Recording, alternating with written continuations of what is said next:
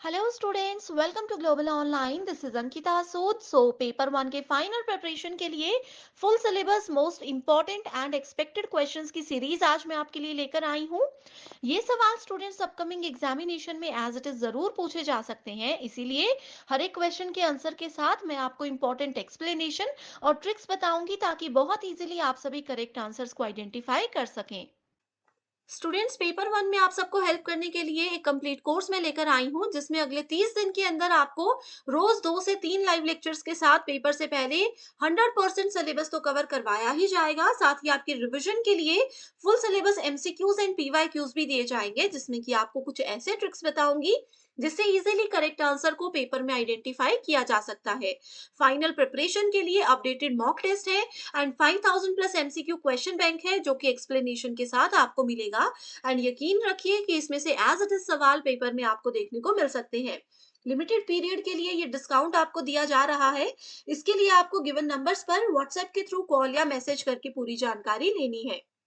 साथ ही students, free videos और mock test के लिए ग्लोबल ऑनलाइन ऐप को डाउनलोड कीजिए। स्टोर सेक्शन पर सर्च बार में आपको लिखना है कोर्स का नाम। कंटेंट पर जाते ही आप देखोगे कि यूनिट वाइज फोल्डर्स हैं जिससे कि आप कभी भी किसी भी यूनिट से अपनी रिवीजन को स्टार्ट कर सकते हो। आपके स्टेट के अलावा अदर स्टेट्स के पीवाईक्यूज भी हम आपको देते हैं प्रैक्टिस के लिए, ताकि आपको अपकमिंग एग्जामिनेशन के लिए एक आइडिया मिल जाए कि किस लेवल के सवाल पूछे जा रहे हैं। तो ये एक ऐसा कोर्स है जो डेफिनेटली स्टूडेंट्स आपको एग्जाम क्वालिफाई करने में हेल्प करेगा। पहला क्वेश्चन है, which of the following hardware was used by the first generation computers. आप लोगों को पता है कि कंप्यूटर में बहुत सारी जनरेशन हैं। जो पहली जनरेशन थी उसमें जो मेन कंपोनेंट था कंप्यूटर का वो कौन सा था, ये इस क्वेश्चन में पूछा गया है। Options: transistor, vacuum tubes, VLSI and integrated circuits. Video को पॉज कर लीजिए एंड अभी मैं इसका करेक्ट आंसर बता रही हूँ, that is vacuum tubes. Okay, so first generation में वैक्यूम ट्यूब्स को यूज किया जाता था, ये इसका मेजर इंपॉर्टेंट कंपोनेंट था। जैसे आज के समय पे सीपीयू यूज होता है ना, वैसे ही उस वक्त वैक्यूम ट्यूब्स था। अब यहाँ पर अपकमिंग एग्जामिनेशन में क्वेश्चन ये भी आ सकता है कि ट्रांजिस्टर्स कौन सी जनरेशन में यूज हुए थे, सेकंड में या थर्ड में। आईसी, जिसको कि इंटीग्रेटेड सर्किट बोला जाता है, ये सेकंड या थर्ड कौन सी जनरेशन में यूज हुए थे। ये आप स्टूडेंट्स के लिए मैंने एक होमवर्क क्वेश्चन दे दिया जिसका आंसर आप मुझे फटाफट कमेंट करके बताइए, उसके बाद ही अगले क्वेश्चन पे मूव कीजिएगा। Next question is, in the context of internet what is the full form of URL. URL एक बेसिक टर्म होती है जो कि इंटरनेट से रिलेटेड होती है। आप लोग यहाँ पर देख सकते हो, ये आप लोग जब भी मोबाइल में इंटरनेट चलाते हो, गूगल पे कुछ सर्च करते हो, इस तरह का टर्म आपने जरूर वहां पर देखा होगा। उसको बोला जाता है यूआरएल। यूआरएल की फुल फॉर्म होती है यूनिफॉर्म रिसोर्स लोकेटर। यानी कि ये क्या होता है, कुछ भी चीज हम अगर हम लोगों को फाइंड आउट करनी है तो ये एक एड्रेस होता है जो कि यूनिकली उस चीज को आइडेंटिफाई करने में मदद करता है। इसी के साथ नेक्स्ट क्वेश्चन पर पढ़ते हैं। Next question is, match the following. Here we have two lists, list 1 and list 2. www, Python, RAM and ROM. यहाँ पे चार डिफरेंट चीजें दी है जिनमें से कि सिर्फ ये दो आपस में कनेक्टेड है, बाकी नहीं है। आपको बताना है कौन सी चीज किससे रिलेटेड है।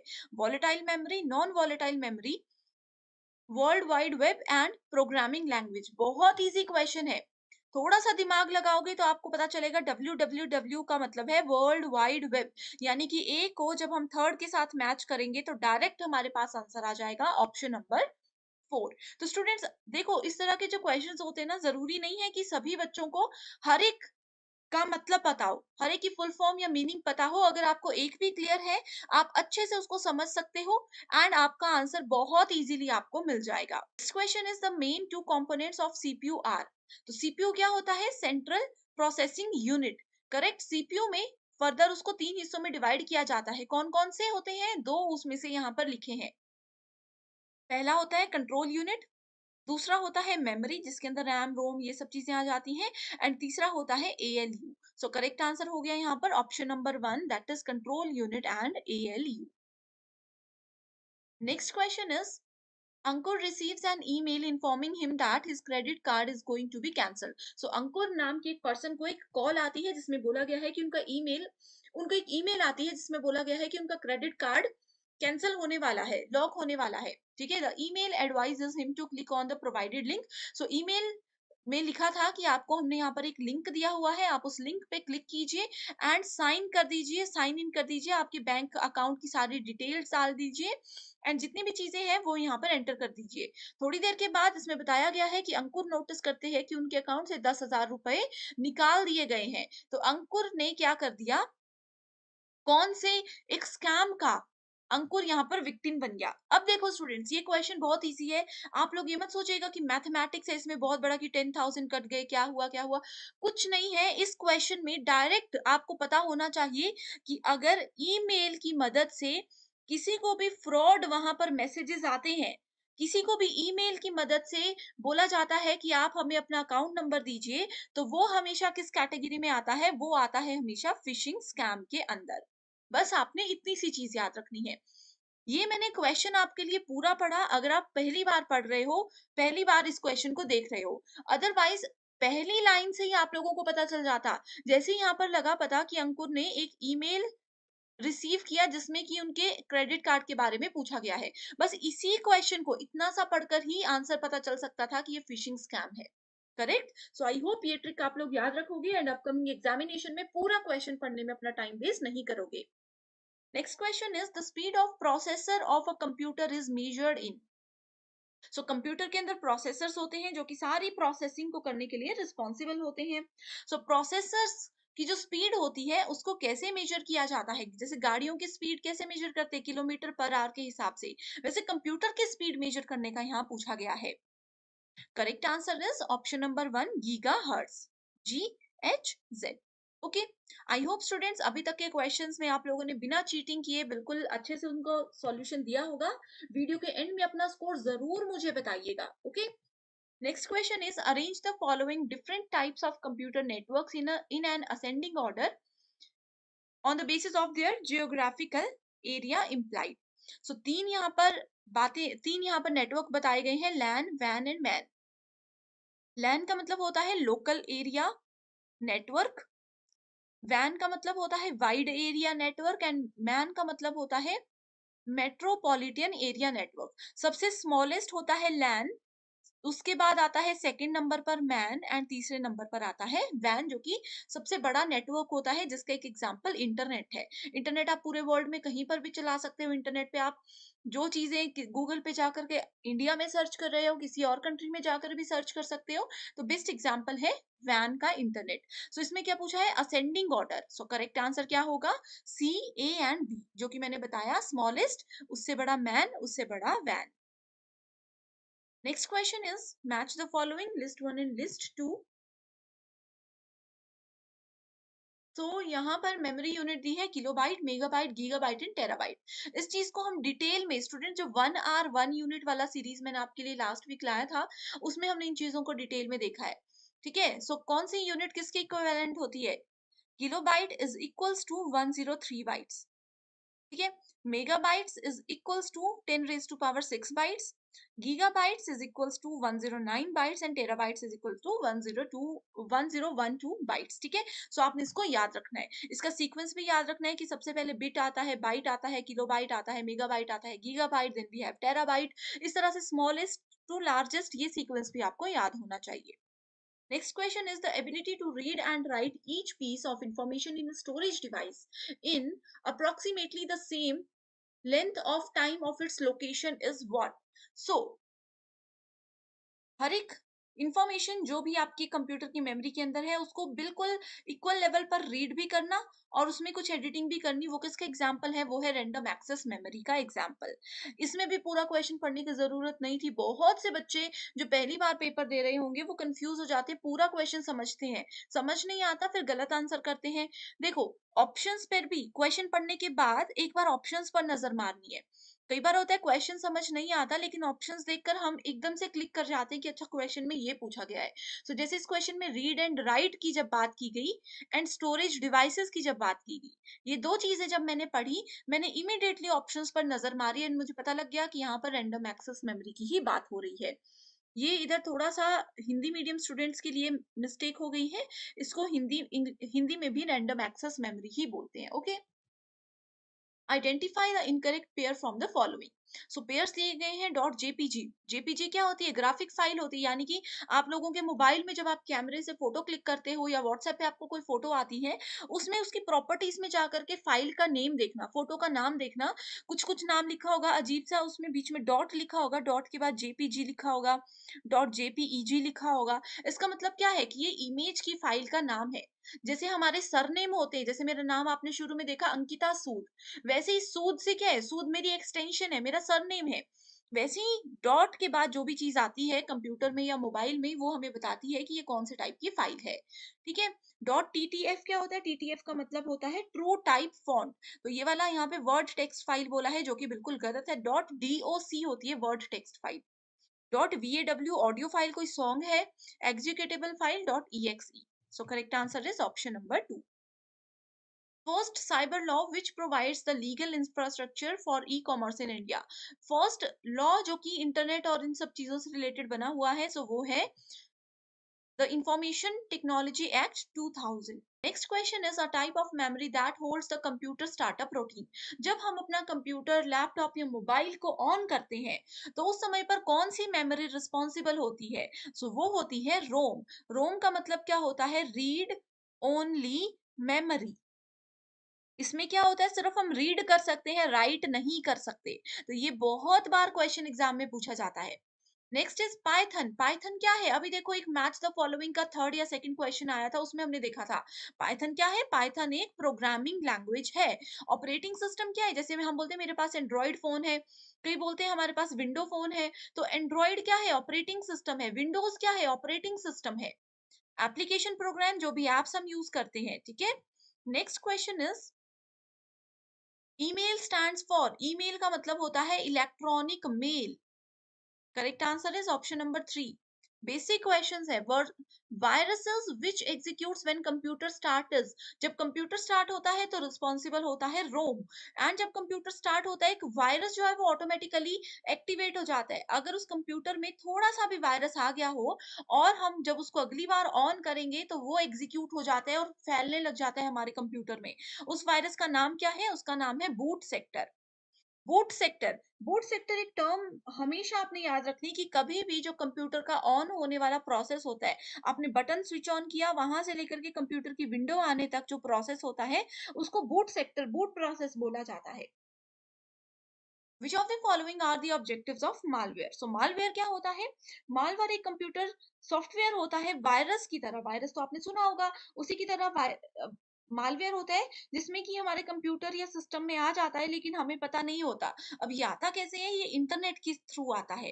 करेक्ट। सो मालवेयर के ऑब्जेक्टिव्स क्या है? Provide remote control for an attacker to use an infected machine.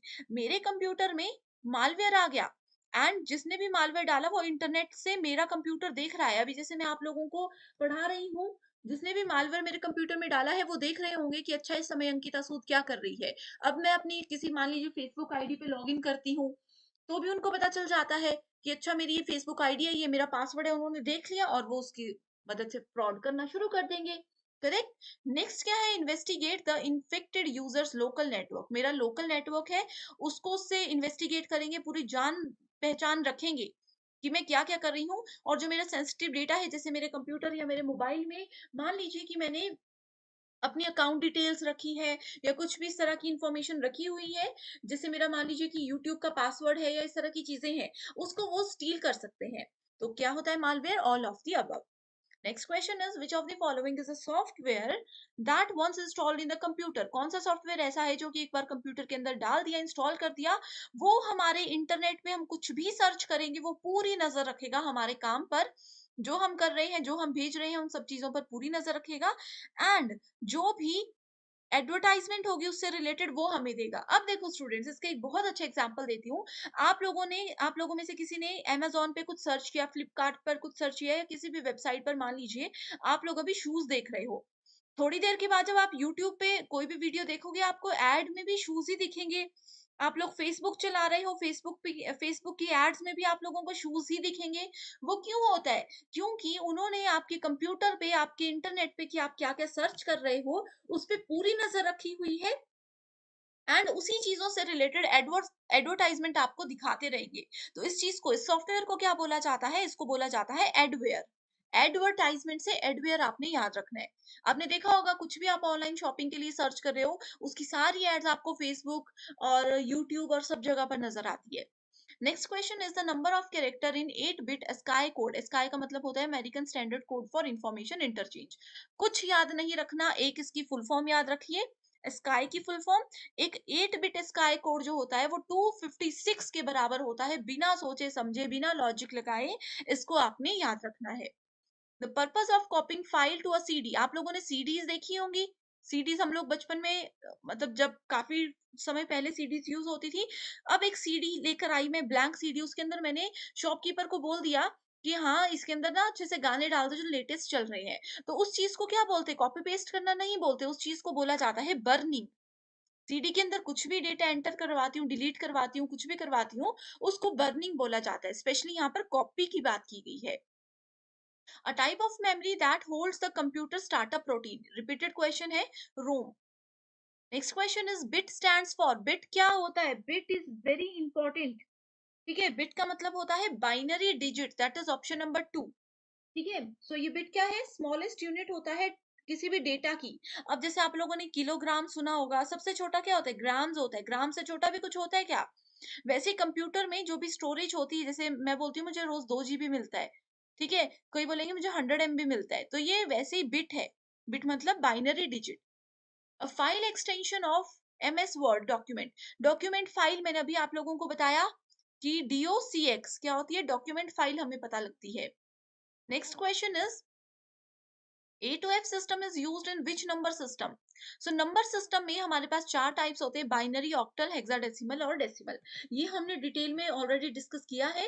A to F की बात करते हैं तो we are talking about hexadecimal numbers. ठीक है, बाइनरी क्या होता है? बाइनरी 0 और 2, किसी भी वर्ड के किसी भी नंबर के बेस में 2 दिखे तो वो बाइनरी है, 8 दिखे तो वो ऑक्टल है। इसकी रेंज होती है 0 से लेकर के 7 तक, ऑक्टल। ठीक है, यानी कि 8 डिजिट्स हो गए। हेक्साडेसिमल होता है 0 से लेकर के 9 तक, उसके बाद ए से लेकर के एफ तक। कितने हो गए? बेस में 16 वैल्यूज हो गई। डेसिमल होता है 10, 0 से लेकर के 9 तक, जिसके बेस में 9 होगा वो डेसिमल होगी। तो आपने ऐसे इसको याद रखना है। डिटेल्ड वीडियो इसमें ऑलरेडी है, लिंक डिस्क्रिप्शन बॉक्स में मिल जाएगा। A virus type that is capable of shifting from one computer to another without user interaction. मेरे कंप्यूटर में वायरस है, मैंने दूसरे कंप्यूटर में ना कोई फाइल भेजी, ना मैंने उनको कोई मैसेज किया, कुछ भी नहीं किया, फिर भी वो दूसरे कंप्यूटर, साथ वाले कंप्यूटर में चला गया। वो क्या होता है? वो वॉर्म उसको बोला जाता है। वॉर्म क्या होता है? कीड़ा होता है ना। अब आप लोगों ने इसे कोरोना वायरस भी देखा, यहाँ वहां कैसे वो फैलता रहा हवा में, वैसे ही मैंने कोई फाइल शिफ्ट नहीं की, वो ऑटोमेटिकली एक जगह से दूसरी जगह पर शिफ्ट हो जाता है। Next is sniffing. Sniffing is a form of tapping phone wire. So mobile की वायर को टैप करना स्निफिंग कहलाता है। इसमें ये बोला है, एक्चुअल में स्निफिंग का मतलब होता है कि मैं नेटवर्क में कुछ भी कर रही हूँ, मेरे पूरे काम पर नजर रख रहा है कोई। ठीक है, इंटरनेट सर्विस प्रोवाइडर्स जो होते हैं उनको सब पता होता है हम क्या कर रहे हैं। ठीक है, सो वो मेरे पूरे काम पर नजर रख रहे हैं। तो sniffing is a form of tapping phone wire and it is a process which attackers use to capture data packets containing sensitive information. So दो important definitions यहाँ पर sniffing से related दी हुई है। So इसका correct answer क्या है? Option number 1, that is both A and R are true and R is the correct explanation of A. So sniffing मैंने आप लोगों को थोड़ा सा बता दिया। इसमें क्या होता है? It is a process which attackers use. जो attackers है वो use करते हैं जो भी हमारे data packets है। मान लीजिए इंटरनेट से मैंने कोई फाइल डाउनलोड कर ली, उसी के साथ उन्होंने कोई फाइल ऐसी भेज दी कि जैसे ही मैं इस सॉन्ग को जो मैंने डाउनलोड किया है इसको ओपन करूंगी, वो सिस्टम से ऑटोमेटिकली वो मेरे पूरे मोबाइल पर, मेरे पूरे लैपटॉप पर नजर रखना शुरू कर देंगे। एंड जो भी मेरा सेंसिटिव डेटा है, जो मेरी इंफॉर्मेशन है, जो मैं किसी के साथ शेयर नहीं करना चाहती, वो उन सब चीजों पर नजर रखेंगे एंड वो एक बहुत बड़ा फ्रॉड होता है। Correct. Which of the following can be the major communication barriers to online teaching. तो ऑनलाइन टीचिंग, जैसे कि आप अभी मेरा ये लेक्चर देख रहे हो, इसमें सबसे बड़ा एक बैरियर, सबसे बड़ी एक बाधा क्या हो सकती है? टेक्नोलॉजी, लीगैलिटीज, स्टूडेंट्स की कम्युनिटी, कल्चर या फिर जेंडर। तो सबसे पहले तो देखो स्टूडेंट्स, ऑनलाइन टीचिंग की बात कर रहे हैं, तो यहाँ पर आप पहले तो वीडियो को पॉज करके इसको समझ लीजिए खुद से, उसके बाद ही जो डिटेल्ड एक्सप्लेनेशन मैं बता रही हूँ उस पर जाइएगा। ठीक है, सो टेक्नोलॉजी, टेक्नोलॉजी क्या करती है? अगर आप लोगों के पास मोबाइल ही नहीं है, एक अच्छा इंटरनेट कनेक्शन ही नहीं है, तो आप लोग ऑनलाइन क्लासेस ले ही नहीं सकते। तो ये एक सबसे बड़ा बैरियर है। उसके बाद आ जाता है कल्चर। अभी भी हमारे बहुत सी जगह ऐसी है जहाँ पर कल्चर में ये बोला जाता है कि लड़कियों को एक अच्छी एजुकेशन नहीं दी जाती है। उन लोगों को मोबाइल फ़ोन्स, इंटरनेट ये सब चीज़ें नहीं प्रोवाइड करवाई जाती हैं, तो ये एक कल्चर बहुत बड़ा बैरियर होता है। सिमिलर जेंडर्स का भी यहाँ पर पॉइंट रहेगा। सो करेक्ट आंसर क्या है? Correct answer is option number 2 that is a, D and E. Next question is assertion reason based. Giving orders to student in the classroom is a specific form of communication. यानी कि छात्रों को कुछ आदेश देना एक communication का ही तरीका होता है कक्षा में।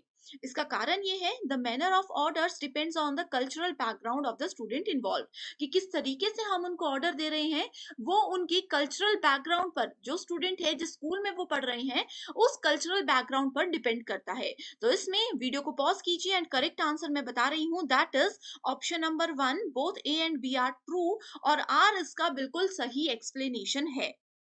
ये क्यों है? क्योंकि देखो कक्षा में स्टूडेंट्स को ऑर्डर देंगे तो इससे पता चलेगा कि कैसे किस तरीके से लोगों के साथ बात करनी है, एंड ये डिपेंड करता है हमारे बैकग्राउंड पर, हमारी लोकेशन पर, जहां पर हमारा क्लासरूम है, जिस कॉलेज यूनिवर्सिटी में हम लोग पढ़ रहे हैं। डायरेक्टली बढ़ते हैं अपने अगले क्वेश्चन की ओर। ये भी असर्शन रीजन बेस्ड क्वेश्चन है। इसमें पूछा गया है universality of communication makes education vital and vibrant, यानी कि संचार की सार्वभौमिकता शिक्षा को जीवंत और भी ज्यादा जीवंत बना करके रखती है, उसको स्प्रेड करती है ऑल ओवर द एरिया में।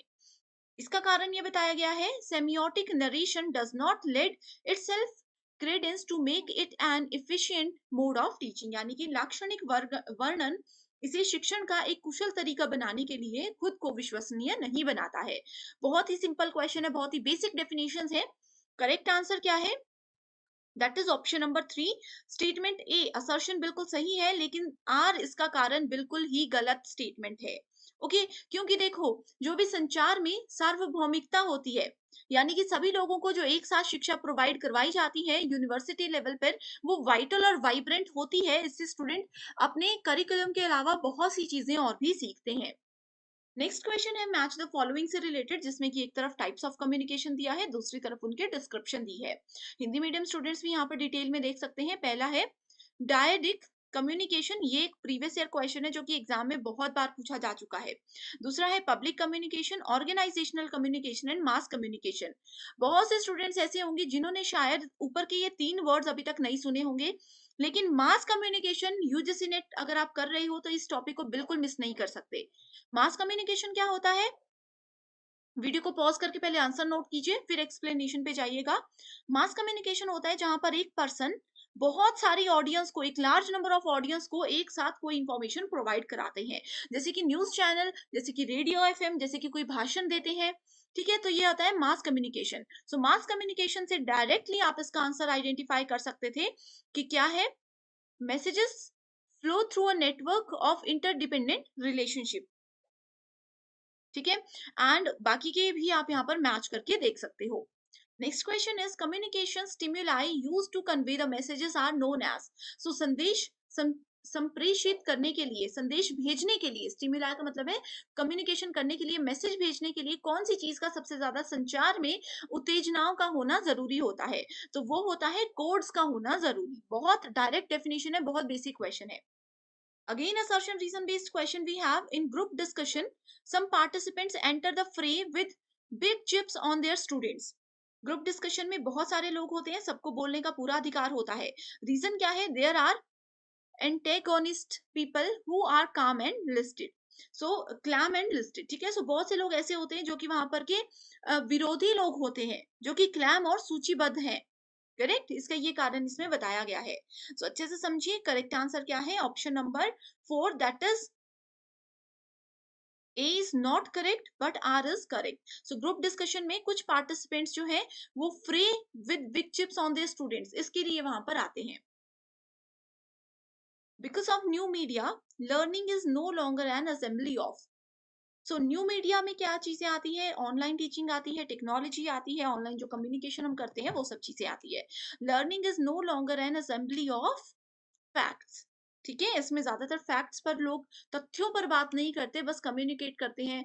ऑनलाइन जैसे आपने देखा होगा इमोजीज के थ्रू कम्युनिकेट किया जाता है, इसके कोई तथ्य नहीं होते, फैक्ट्स नहीं होते। असर्शन रीजन बेस्ड क्वेश्चन है फिर से, allowing an issue to fester will contribute to effective communication, यानी कि किसी समस्या को कम होने देना प्रभावी संचार में योगदान देता है।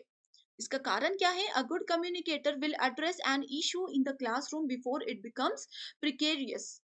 तो देखो, बिल्कुल हिंदी एक्सप्लेनेशन भी इजी लैंग्वेज में है, तो स्टूडेंट्स आप यहाँ से भी पढ़कर कॉन्सेप्ट्स को समझ सकते हो। फाइनल एग्जाम में भी आप लोगों के पास दोनों ऑप्शंस होंगे, तो अगर आप एक लैंग्वेज में नहीं समझ पा रहे तो दूसरे पे शिफ्ट कर सकते हो। यहाँ पर डायरेक्टली हम आंसर पे जाते हैं, that is option number 4, assertion गलत है एंड रीजन बिल्कुल सही है। Good communicator will address an issue in the classroom before it becomes precarious, यानी कि एक अगर आप अच्छे कम्युनिकेटर हो, बातचीत करने में एक एक्टिव पर्सन हो, तो क्लासरूम में कोई इशू होने वाला है, कोई प्रॉब्लम बढ़ने वाली है, तो आप लोगों को वो चीज पहले से समझ आ जाती है। इससे पहले कि वो प्रॉब्लम बहुत बड़ी हो जाए, आप उसको पॉइंट आउट करके कंट्रोल में कर लेते हो। ये इस रीजन वाली स्टेटमेंट में बोला गया है। Next is, what are the most prominent elements in the management of communication in an educational institution? So, जितने भी शैक्षिक संस्थान होते हैं उनमें संचार के प्रबंधन को कौन से तरीकों से, कौन से मुख्य तत्वों से अच्छे से संभाला जा सकता है? अच्छे से क्वेश्चन को पढ़ लीजिए। डायरेक्ट मैं आंसर बताती हूँ, that is B, D and E only. ठीक है, तो स्ट्रक्चरिंग वर्क रोल, क्या काम हम करने वाले हैं, किसी और से अपने इंस्टीट्यूशन में क्या काम हम लोग करवाने वाले हैं, ये सारी चीजों को ध्यान में रखते हुए इसमें काम किया जाता है। Next we have keep others inform, कि कोई अपडेट अगर हमारे सीनियर लेवल पर हमें बोल रहे हैं या कोई चीजें हम चेंज करना चाहते हैं, तो बाकी सबको भी उसके बारे में अगर हम इन्फॉर्म करते हैं, तो एक प्रॉपर मैनेजमेंट के साथ एजुकेशनल इंस्टीट्यूशन काम करते हैं, guiding others wherever possible. Next question is, the concept fraction of selection in classroom communication is determined by the expectations of reward related to.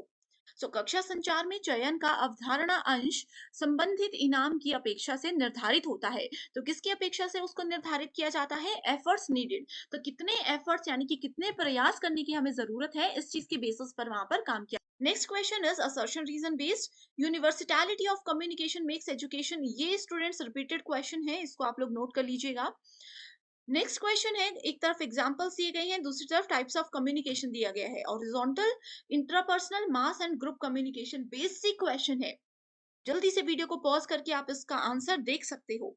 ठीक है, हॉरिजॉन्टल कम्युनिकेशन क्या होता है? Internal conversation with fellow workers, अपने level के लोगों के साथ अगर हम बात कर रहे हैं, जैसे एक डिपार्टमेंट के एचआर दूसरे डिपार्टमेंट के एचआर के साथ बात करते हैं, इस तरह से आप यहाँ पर देख सकते हो। Mass we have already discussed. ठीक है, यहाँ पर फटाफट से आप इसको देख सकते हो, बिल्कुल बेसिक डेफिनेशन है।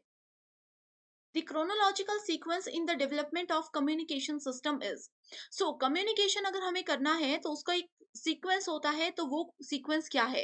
इमर्जेंस ऑफ लैंग्वेज, यानी कि हमें पहले भाषा को डिसाइड करना है कि ए और बी अगर बात करना चाहते हैं तो किस लैंग्वेज में बात करेंगे ताकि दोनों को समझ आए। Cave paintings, interpersonal communication, verbal यानी कि बोल करके हम बात करने वाले हैं। Appearance of printing technology, telecommunication system. So correct answer is cave paintings, यानी कि केव पेंटिंग्स का मतलब, यहाँ पे थोड़ा सा हिंदी में प्रॉब्लम है। केव पेंटिंग्स का मतलब होता है कि पहले हमें टॉपिक पता होना चाहिए कि हम क्या करने वाले हैं, कि हम किस बारे में बात करने वाले हैं, किस तरह के लोगों के साथ हम बात करने वाले हैं, उसके बाद लैंग्वेज डिसाइड होती है। इस तरह से ये प्रॉपर सीक्वेंस को हम फॉलो करते हैं। Next question is, the positive impact of communication depends on, तो अगर संचार को हम अच्छा बनाना चाहते हैं तो उसके सकारात्मक प्रभाव क्या हो सकते हैं?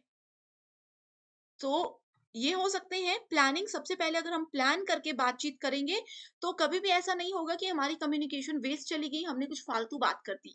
दूसरा है मीडिया सिलेक्शन, यानी कि किस तरीके से हम बात करने वाले हैं, किसी पर्सन के साथ सामने बैठ के बात करेंगे, किसी के साथ मोबाइल फोन पे बात करेंगे, या फिर ऑनलाइन उसको वॉइस मैसेज भेज देंगे, किस तरीके से बात करेंगे। यूज ऑफ लैंग्वेज, यानी कि कौन सी भाषा का प्रयोग हम बातचीत करने में करने वाले हैं। अगर ये तीनों चीजों को आप अच्छे से सेलेक्ट करके किसी के साथ बातचीत करते हो तो आपका कम्युनिकेशन बहुत ही ज्यादा इफेक्टिव माना जाता है। Which of the following factors are important in communication? So, संचार में किन चीजों को इंपॉर्टेंट माना जाता है? स्लैंग, यानी कि किस टोन में, किस तरीके से आप बोल रहे हो। कैनिकल एटीट्यूड, यानी कि आपका एटीट्यूड क्या है। कई बार होता है हम बेसिक सी चीजें बोलते हैं लेकिन हमारे बोलने का तरीका ऐसा होता है कि सामने वाला उसको गलत वे में लेकर के चला जाता है। नेक्स्ट इज फ्रेमिंग, कि किस लेवल तक कौन सी बात हमें किसी को बतानी है। कई बार होता है ना, थोड़ी सी बात बतानी होती है लेकिन हम बहुत ज्यादा खुल जाते हैं किसी के सामने, जो नहीं बताना होता वो भी बता देते हैं, वो फ्रेमिंग आता है। प्राइमिंग मतलब कितनी बात को कितने लेवल तक खींचना है, कितना बताना है। इमीडिएसी मतलब तत्कालता, कितनी जल्दी कितने पॉइंट्स को हमें यहाँ पर प्रेजेंट करना है। तो एक कम्युनिकेशन को अच्छा बनाने के लिए कौन सी चीजें इंपॉर्टेंट है? सी, D and E.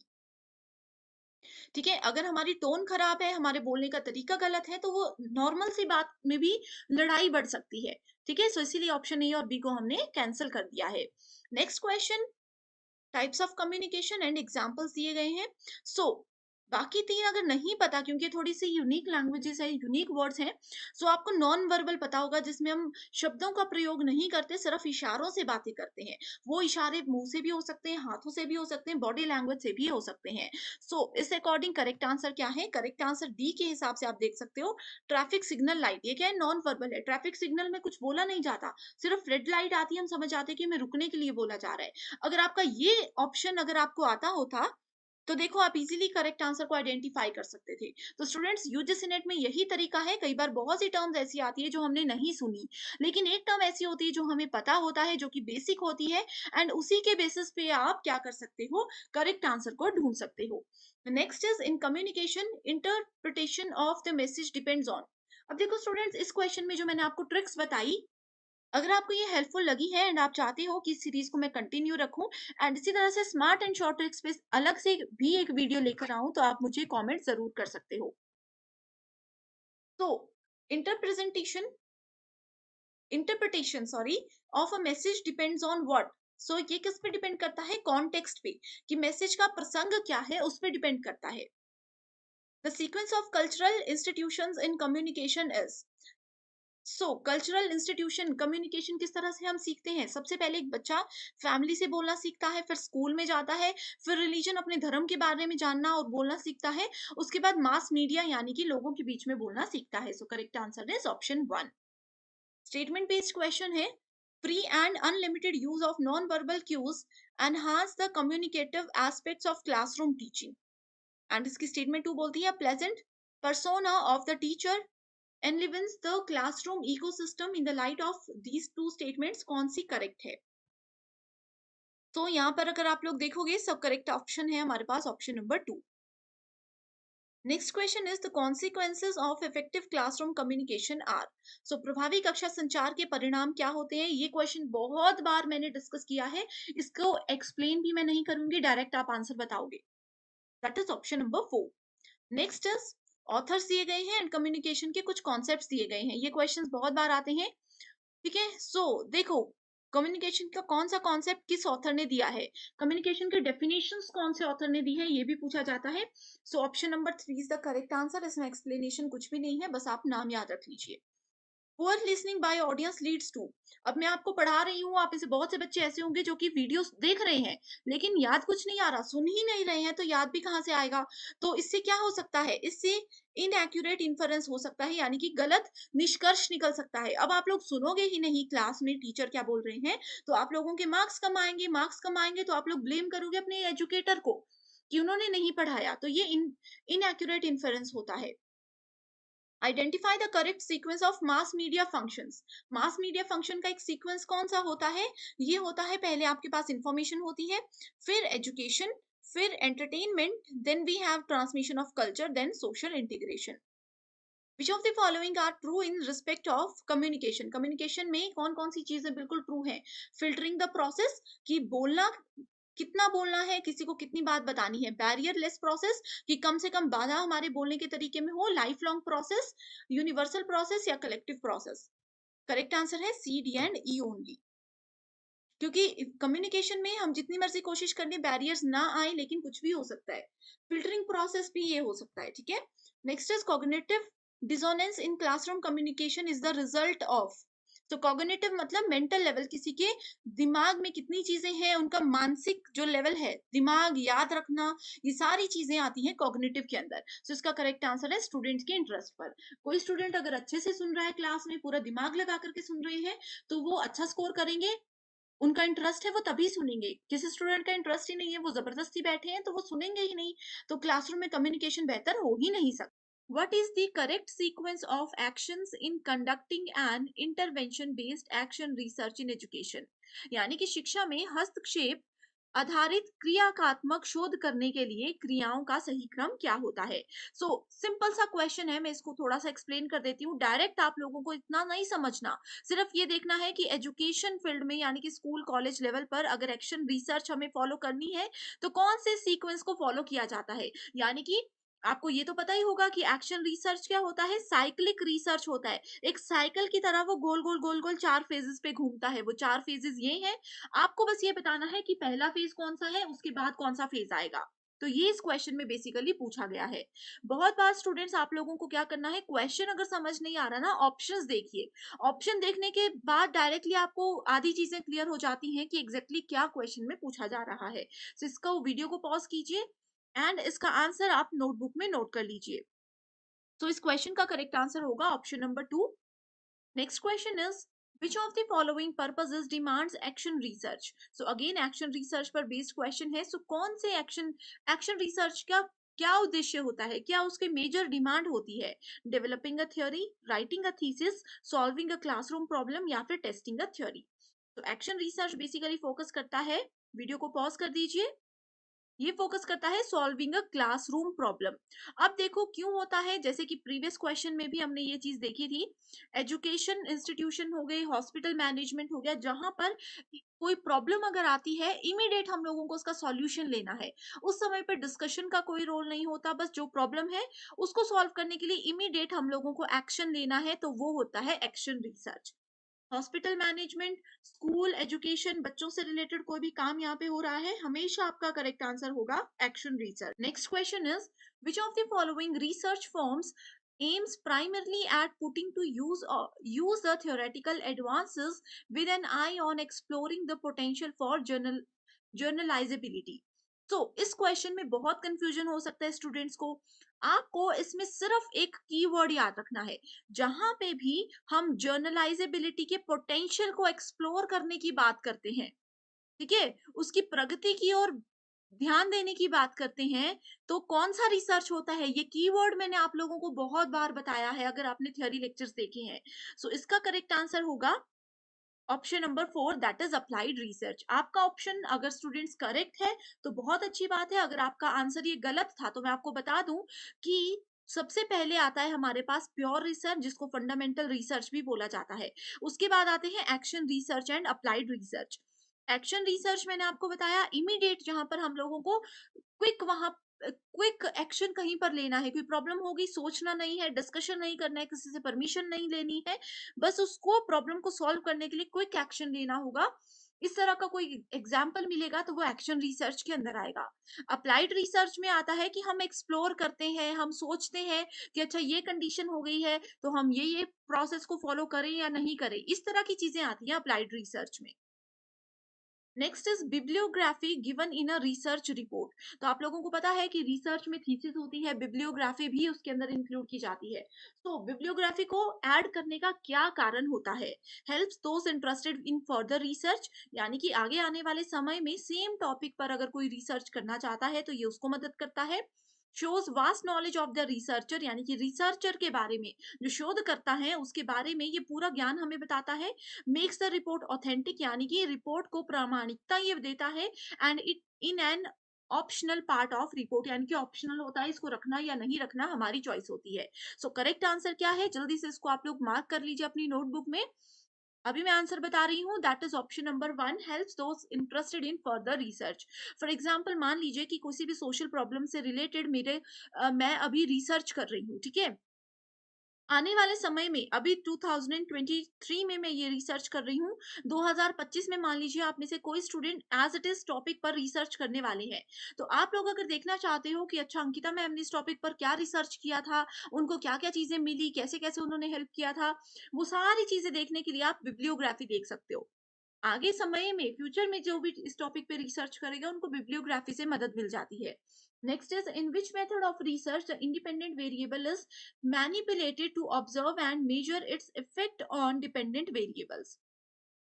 Correct. So यहाँ पे इंडिपेंडेंट वेरिएबल यानी कि इंडिपेंडेंट क्या होता है, स्वतंत्र चर, और यहाँ पे डिपेंडेंट वेरिएबल दो तरह की चीजों की बात की गई है। तो जहां पर भी ये दो इंडिपेंडेंट और डिपेंडेंट वेरिएबल्स की बात आ जाती है एंड उनके मैनिपुलेशन ऑब्जर्वेशन का इफेक्ट दूसरे वेरिएबल पे पड़ता है, तो वो रिसर्च होता है एक्सपेरिमेंटल रिसर्च। अब एक्सपेरिमेंटल रिसर्च का एक एग्जांपल बताती हूँ। साइंस की केमिस्ट्री लैब में बहुत सारे एक्सपेरिमेंट्स होते हैं। एक एक्सपेरिमेंट में हमने एक केमिकल को दूसरे केमिकल से मिला दिया। अब इसका हम देखेंगे कि क्या इफेक्ट पड़ा। इसमें हमने तीसरा केमिकल अगर और मिला देना है तो फिर हम देखेंगे कि इसका क्या इफेक्ट पड़ेगा। तो एक्सपेरिमेंट करेंगे, एक एक करके देखेंगे कि कौन सा वेरिएबल, कौन सा चर एक दूसरे पर निर्भर है, कौन सा नहीं है। नेक्स्ट क्वेश्चन इज अरेंज करना है हमें रिसर्च के डिफरेंट स्टेप्स को इन अ करेक्ट सीक्वेंस। 6 स्टेप्स होते हैं रिसर्च के जो यहाँ पर दिए गए हैं।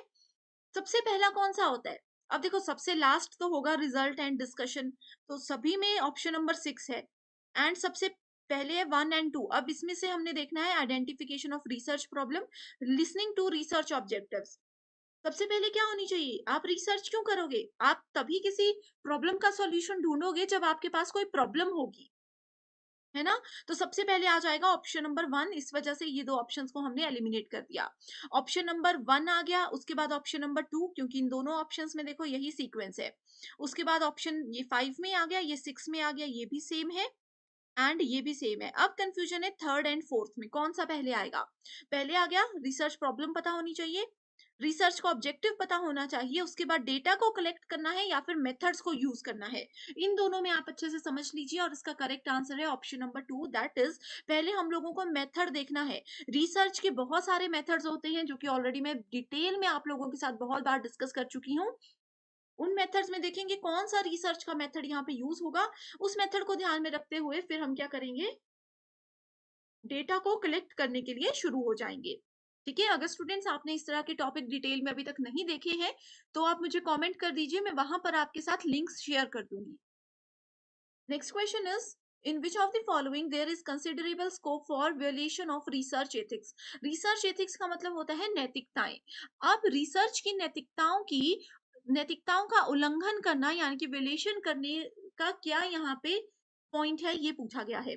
Problem formulation, data interpretation, hypothesis making, reporting of research result या फिर using research tools prepared by others. So अगर इनमें से कौन सा स्टेप हम फॉलो करेंगे और हमें काउंट कर दिया जाएगा कि हमने रिसर्च की नैतिकताओं का उल्लंघन किया है, तो सबसे पहला तो इसमें आ जाएगा किसी दूसरे के रिसर्च टूल्स को यूज करना। ठीक है, सो ई ऑप्शन तो इसमें आना ही आना था, करेक्ट। उसके बाद आ गया D, reporting of research results, यानी कि अपने जो भी रिसर्च के रिजल्ट्स आए उसमें हमने बदलाव कर दिए। मान लीजिए मेरा रिजल्ट आया था 8.9, मैंने क्या कर दिया, उसको 9.0 कर दिया। ये थोड़ा सा चेंज है बट रिसर्च में हमने यहाँ पे बेईमानी कर दी, ये रिसर्च की नैतिकताओं के खिलाफ होता है। एंड नेक्स्ट है यहाँ पर option number B, data interpretation, यानी कि डेटा की व्याख्या करना। Next question, in which of the following formats research abstract is a must? तो रिसर्च एब्स्ट्रैक्ट किसमें जरूरी होता है? रिसर्च के आर्टिकल में, सेमिनार पेपर में, थीसिस में या फिर रिसर्च सिनॉप्सिस में। तो स्टूडेंट ये जो बेसिक टर्म्स है ना, article, synopsis, seminar, thesis, bibliography, अगर आप लोगों को पता है कि ये सब टर्म्स क्या होती है, आपको इसमें कोई कंफ्यूजन नहीं है, तो आप बहुत अच्छा स्कोर कर सकते हो। लेकिन अगर आप में से किसी भी स्टूडेंट को इन सभी टर्म्स में कंफ्यूजन है, इनका मीनिंग ही नहीं पता, जो कि एग्जाम के लिए बहुत इंपॉर्टेंट है, तो भी आप मुझे कमेंट कर दीजिए कि बेसिक टर्म्स पे एक वीडियो बनाएं, ताकि मैं जल्दी से जल्दी इन टर्म्स पर आपके लिए वीडियो लाऊं और अपकमिंग एग्जामिनेशन में आपको मदद मिल जाए। तो रिसर्च में जो एब्स्ट्रैक्ट होता है वो यूज होता है सबसे पहले रिसर्च आर्टिकल में भी, सेमिनार पेपर जो बनाते हैं उसमें भी यूज होता है एंड थीसिस में भी यूज होता है। रिसर्च के साइनॉप्सिस या सिनॉप्सिस, जिसको कि सारांश बोला जाता है, इसमें एब्स्ट्रैक्ट को यूज नहीं किया जाता। इसमें सिर्फ यही होता है कि पूरे रिसर्च में हमने क्या किया उसका एक निचोड़ कम शब्दों में बताया जाता है रिसर्च सिनॉप्सिस में। नेक्स्ट क्वेश्चन है क्वालिटेटिव एंड क्वांटिटेटिव रिसर्च से रिलेटेड। इसमें पूछा गया है qualitative research paradigm emphasises participant perceptives and uses an empirico inductive approach। and statement 2 बोलती है in the same research project it is neither possible nor desirable to use both the research paradigms together। So statement based question, इसमें qualitative and quantitative की बिल्कुल direct definition दी है, जो कि हमने as it is discuss की थी।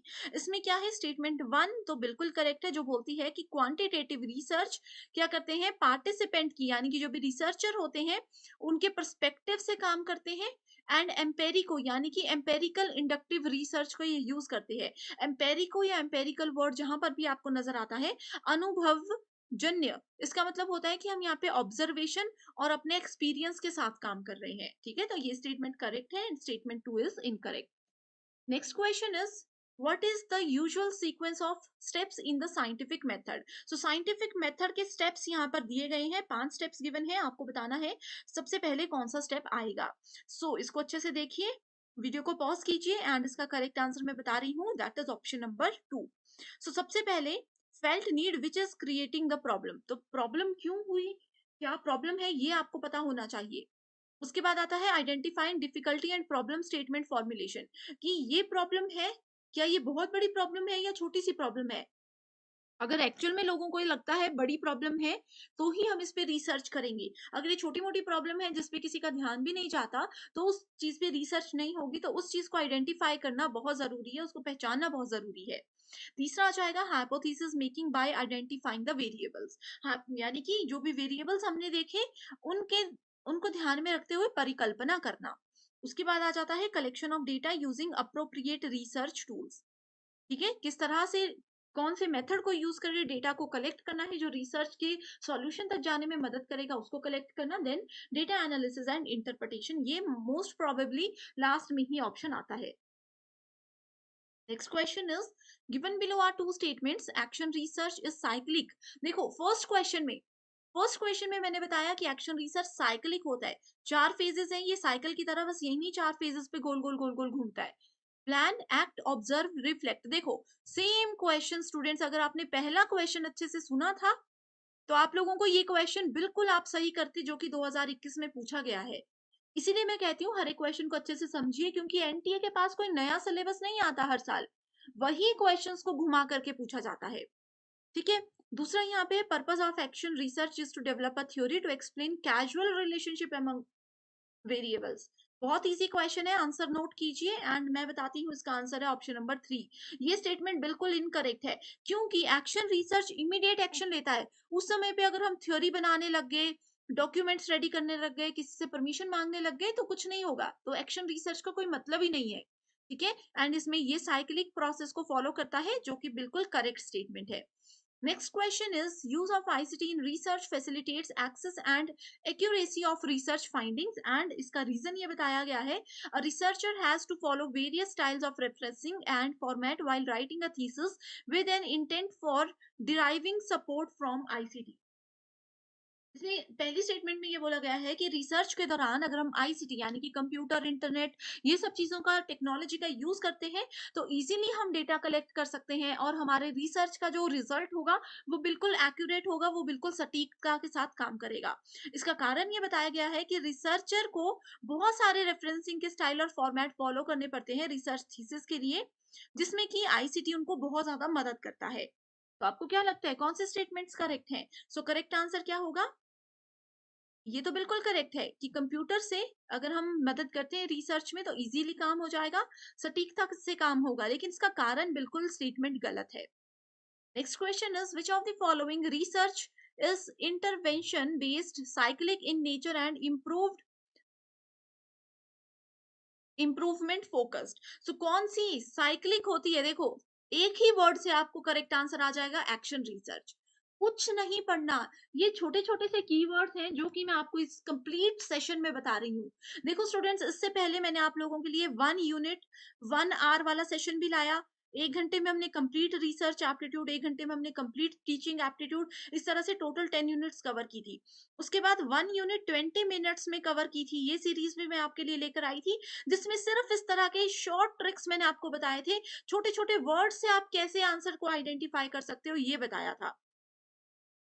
तो अगर आपने वो देखे होंगे तो मुझे 100% श्योरिटी है कि इस मॉक टेस्ट में 50 में से आप लोग 45 प्लस इजीली स्कोर कर सकते हो। जरूर मुझे कमेंट करके बताइएगा आपका स्कोर। ठीक है, नेक्स्ट क्वेश्चन है सैम्पलिंग केसेस।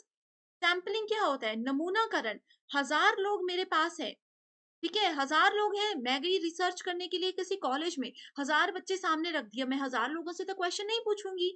लेकिन 1000 में से मैंने क्या किया, सिर्फ टॉप 100 बच्चों को सिलेक्ट कर लिया। टॉप 100 वो किसी भी बेसिस पे हो सकते हैं, स्कॉलर स्टूडेंट्स भी हो सकते हैं, जो गेम्स में बेस्ट है वो भी हो सकते हैं। रेंडमली पहले 100 बच्चे जो मुझे गेट पर दिख गए, मैंने उनको बुला लिया। ये क्या हो गए, ये 1000 में से मैंने सैंपल ले लिया 100 का। सो सैंपल केसेस का मतलब क्या होता है, सैंपल मैंने बता दिया। अब इजीली इस क्वेश्चन का आंसर आप दे सकते हो, अच्छे से इसको समझ लीजिए। इसका मतलब होता है sampling of people, newspaper, television programmes etcetera. So sampling of people, यहाँ पे सैम्पलिंग ऑफ स्टूडेंट्स यहाँ पर हमने किया। A research method which focuses on establishing causal relationship with controls among variables, independent, moderator and dependent is called. इसको क्या बोला जाता है, इसको एक्सपेरिमेंटल रिसर्च बोला जाता है। प्रीवियस क्वेश्चन भी हमने किया, इंडिपेंडेंट डिपेंडेंट वेरिएबल्स के बीच में कैजुअल रिलेशनशिप था एक्सपेरिमेंटल रिसर्च में। Next is, a university teacher plans to study the performance of student in implementing specific projects in term of their creativity level. So students की creativity कितनी ज्यादा है उसको ध्यान में रखते हुए एक उनका performance chart एक यूनिवर्सिटी में टीचर्स ने बनाया। So इसमें कौन सा रिसर्च यूज होगा, इसमें आपके पास ex post facto research use होगा। ex post facto होता है आफ्टर द इंसिडेंट, यानी कि कुछ प्रॉब्लम हो गई, उसके बाद हमें पता चलता है कि अच्छा ये हो गया है, अब हमें पता चल रहा है, अब उसके बाद हम रिसर्च करेंगे। सो एक्स पोस्ट फैक्टो, पोस्ट का मतलब ये होता है बाद में।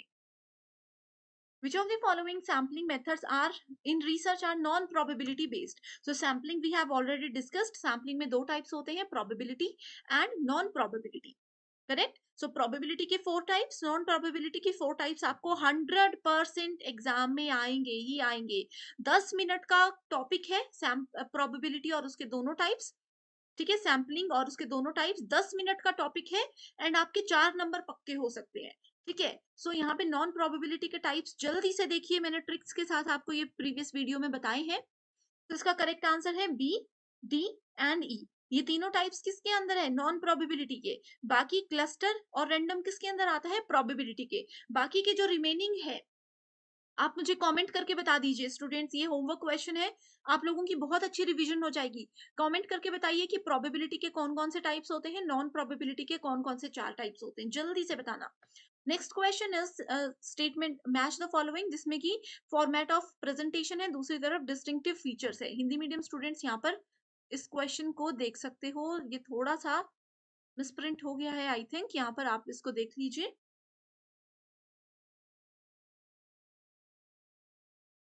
सो यहाँ पर ये देख सकते हो, ठीक है, thesis, dissertation, research paper, workshop, seminar, जैसे कि मैंने बताया ये छोटी छोटी टर्म्स हैं जो कि बहुत कंफ्यूजन क्रिएट करती हैं, तो इस पे एक सेपरेट वीडियो चाहिए तो बता दीजिए। सो थीसिस एंड डिसर्टेशन, इस ये क्या होता है, एक सिस्टमैटिक प्रिस्क्राइब्ड फॉर्मेट होता है जो कि एक यूनिवर्सिटी आपको बताती है रिसर्च के दौरान। रिसर्च पेपर क्या होता है, रिसर्च पेपर एक प्रेजेंटेशन होते हैं, जो भी आपने रिसर्च किया उसका समरी, उसको एक फटाफट से संक्षिप्त में बताया जाता है कि पूरे रिसर्च में हमने ये किया, ठीक है। वर्कशॉप क्या होता है, वर्कशॉप एक target oriented group based reflection होता है, इसमें एक ग्रुप डिस्कशन हम बोल सकते हैं, सभी लोगों को कलेक्ट किया जाता है और उनको सिखाया जाता है इसमें काम। सेमिनार क्या होता है, seminar is a reflective deliberations based on specific theme, कोई टॉपिक पर आप लोगों को इधर नॉलेज शेयर किया जाता है सेमिनार्स में।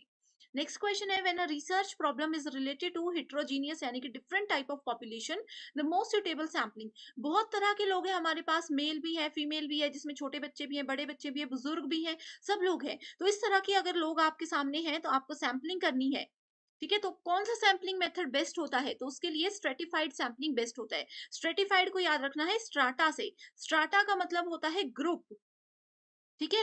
अलग अलग टाइप के ग्रुप है, जैसे मेल फीमेल, आगे भी उनको एज में डिवाइड किया जाएगा। Next question is, which of the following is not true about E journals, E journal के हिसाब से कौन सा ट्रू नहीं है। देखो ये भी एक बेसिक टर्म है, इसको ई पत्रिका बोला जाता है। जल्दी से इसको पढ़ लीजिए क्वेश्चन को एंड आंसर नोट कर लीजिए अपने पास। करेक्ट आंसर है they are always free of cost, ठीक है। सो ई जर्नल्स क्या होते हैं, ऑलवेज फ्री ऑफ कॉस्ट होते हैं, ये स्टेटमेंट ट्रू नहीं है, ये बिल्कुल गलत है। बाकी की स्टेटमेंट्स बिल्कुल सही है, बेसिक डेफिनेशन है ये इसकी। when academicians are called to deliver lectures or presentation to an audience on certain topic or set of topic of educational nature, देखो किसी भी शिक्षावादी को अगर कोई टॉपिक दे दिया जाता है एंड बोला जाता है कि बहुत सारे बच्चे हैं आपके सामने, उनको आपने इस टॉपिक पर जो है समझाना है, तो उसको क्या बोला जाता है? उसको बोला जाता है सेमिनार। आपके कॉलेज में भी आपने देखा होगा सेमिनार्स बहुत होते हैं, ठीक है? सो ये छोटे-छोटे डिफरेंसेस है जो कि इंपॉर्टेंट है, मैं बार-बार इस चीज पर फोकस कर रही हूँ। Next is the written format of a research work is known as, so research work का जो रिटन फॉर्मेट होता है उसको रिसर्च रिपोर्ट बोला जाता है। Next question, in research methodology interpretation is the search of, interpretation किस चीज को ढूंढना होता है, व्याख्या करना किस चीज को ढूंढना होता है? ये होता है रिसर्च की फाइंडिंग्स को कि एग्जैक्टली प्रॉब्लम क्या है एंड हमें सॉल्यूशन पता है कि ये इसका सॉल्यूशन हो सकता है, कैसे उसके पास तक पहुंचना है।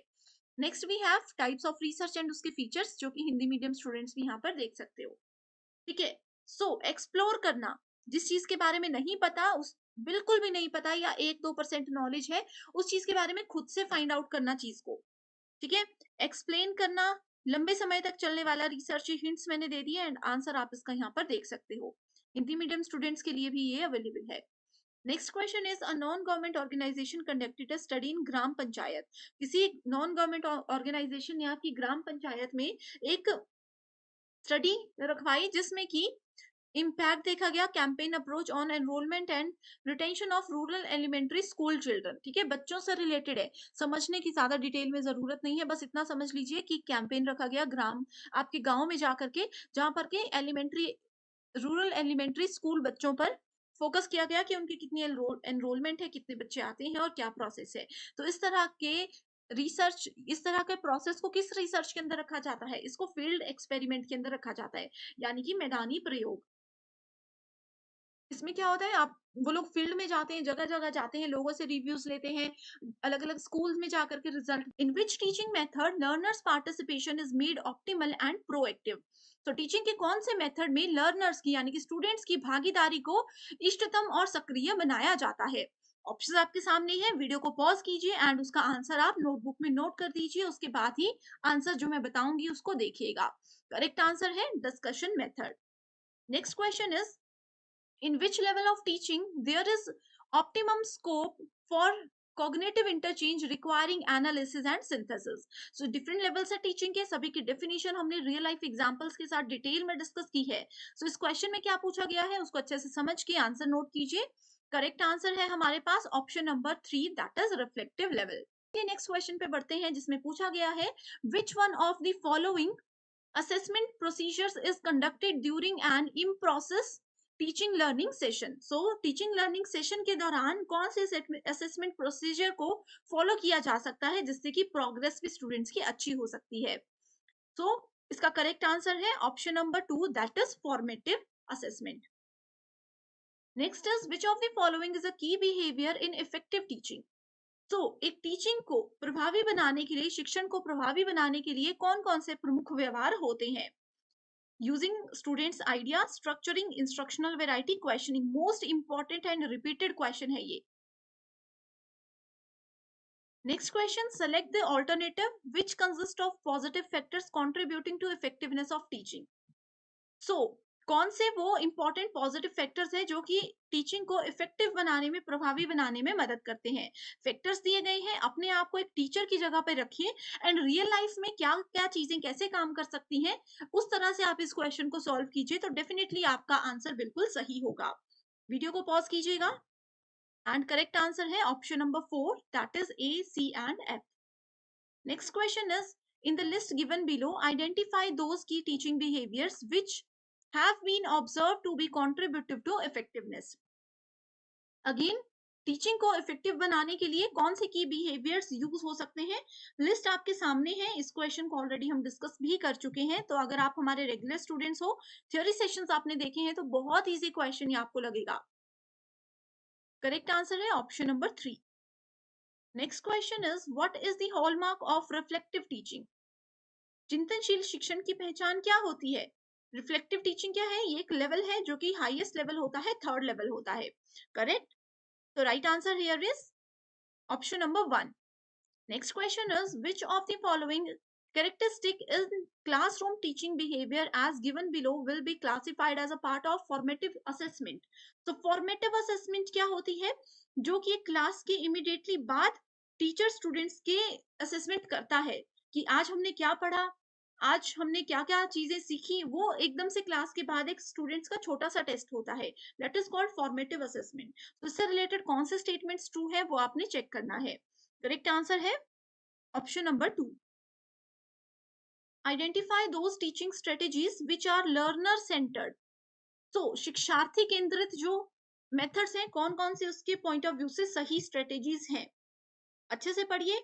इंग्लिश में थोड़ी प्रॉब्लम है तो हिंदी में पढ़ सकते हो, हिंदी में समझने में प्रॉब्लम है तो इंग्लिश में पढ़ सकते हो. बहुत सिंपल क्वेश्चंस हैं. Correct answer is option number 3. Next question, identify from the following list of competencies of teaching those which are related to personality and attitude. तो करेक्ट आंसर होगा यहाँ पर option number 4. Next question is which of the following will be considered correct when TL model is adhered to. TL model का मतलब होता है teaching learning model. So teaching learning model के regard में कौन से स्टेटमेंट बिल्कुल करेक्ट है? Correct answer is option number 2. Next is given below are 2 statements. ICT based यानी कि कंप्यूटर इंटरनेट की मदद से जो टीचिंग सपोर्ट सिस्टम होता है has a potential to optimise learning outcomes. Statement 2 बोलती है recent research have reported that factors relating to social competence contribute more to learning than mere cognitive intelligence does. तो यहाँ पर आईसीटी और teaching learning की बात की गई है, तो दोनों में देखिए कौन सी स्टेटमेंट ट्रू है. Correct answer is option number 1. Next question is given below are 2 statements. One is labeled as assertion, another is a reason. Assertion में बोला गया है new media enhance the opportunities to expand the learning environment unheard of before. Reason बताता है learners can design their own learning process, यानी कि students अपने सीखने का तरीका खुद से डिजाइन कर सकते हैं न्यू मीडिया के अकॉर्डिंग. तो दोनों स्टेटमेंट्स को चेक कीजिए, क्या ये आपस में लिंक है उसको चेक कीजिए, देन आंसर आप लोग ऑप्शंस में से सेलेक्ट कर सकते हो. तो करेक्ट आंसर है ऑप्शन नंबर 1. चीटिंग बिल्कुल भी मत कीजिएगा. जो भी आपका आंसर होगा, जो भी आपका फाइनल स्कोर होगा, वही आपने हमारे साथ शेयर करना है कमेंट करके. कोई डाउट है या आप चाहते हो कि थोड़ा सा मैं और इन क्वेश्चंस को एक्सप्लेन करूं तो मुझे कमेंट कीजिएगा. नेक्स्ट सेशन में हम इस चीज को ध्यान में रखेंगे. While reporting the result of assessment, a college teacher makes use of percentile ranks in place of score obtained by his or her students. What kind of evaluation will it be called? तो एक report में teacher ने students को क्या किया, assess किया and score की जगह परसेंटाइल में वहां पे मार्क्स दिए. तो ये कौन से तरह का इवैल्यूएशन है? बहुत इजी क्वेश्चन है. रियल लाइफ एग्जांपल्स को लेकर के थोड़ा सा कंफ्यूज करने की कोशिश की गई है, लेकिन अगर आपको ये 4 टाइप के इवैल्यूएशन की बेसिक डेफिनेशन पता है तो आप इजीली इस क्वेश्चन को सॉल्व कर सकते हो. तो ये है नॉर्म रेफरेंस इसका answer. Next question, programmed instructional material uses active responding and immediate feedback as important principles of learning. Statement 2 says Skinner's reinforcement principle is the basis for the preparation of linear type of programmed instructional material. So इन दोनों में से कौन सी statement correct है? अच्छे से इसको समझिए, बिल्कुल बेसिक डेफिनेशन है स्किनर्स के डेफिनेशन के according. Correct answer is option number 1. Next is which of the following describe understanding level of teaching? Systematic, step by step presentation to promote retention of facts presented. And बाकी के options भी आप पढ़ सकते हो. यहाँ पे अंडरस्टैंडिंग लेवल, देखो स्टूडेंट्स क्वेश्चंस में स्टेटमेंट थोड़ी सी कंफ्यूजन हो सकती है आप लोगों को मे बी, लेकिन अगर आपको ये बेसिक डेफिनेशन पता है अंडरस्टैंडिंग लेवल की तो आप बहुत इजीली इसको सॉल्व कर सकते हो. एंड अगर आपने हमारे प्रीवियस सारे 1 आवर वाले सेशन देखे हैं तो आपके लिए ये क्वेश्चन बहुत ईजी है. तो करेक्ट आंसर है option number 4. Which of the following educational objectives are considered to be higher level in effective domain of taxonomic scheme? So correct answer है option number 3. Next is statement based question. In a classroom, every teacher has to perform the gatekeeping function. Statement 2, every teacher in any higher educational institution should act as the moral custodian of students both inside and outside it. So correct answer is option number 1. Next question, which of the following constitutes the ability or can do component for describing the competence of a teacher? Options are given here. Basic competence पूछे गए हैं teaching के यहाँ पे. Correct answer is option number 1. Next is, in which level of teaching the activities of structuring, guiding and closing supervising the students behavior predominate? It कौन से level पर ये होता है? देखो सबकी डेफिनेशन पता है तो क्वेश्चन को उसके साथ रिलेट कीजिए. करेक्ट आंसर होगा option number 4. When reflective level teaching and learning are successful, students emerge with. Correct answer is option number 2. A model of teaching is a description of. Model of teaching किसका वर्णन है? Correct answer is option number 2. Next question, statement based है. Maximum performance tests are designed to assess the upper limits of the examinee's knowledge and abilities. Statement 2, typical response tests are designed to measure the behavior and characteristic of examinees. Correct answer is option number 1. Reflective level teaching is different from memory level teaching. दोनों levels की definition को relate कीजिएगा. Because the pattern of communication that is involve in reflective level is basically what. So reflective level में कौन से communication के pattern को use किया जाता है? बेसिक क्वेश्चन है. Correct answer here is option number 4, that is transactional. Given below are 2 statements. The use of ICT यानी कि computer internet in organizing teaching learning program in the universities has the potential to optimize learning outcomes. Statement 2 says formative assessment provides support to enhancing the quality of teaching learning sessions. Correct answer is option number 1.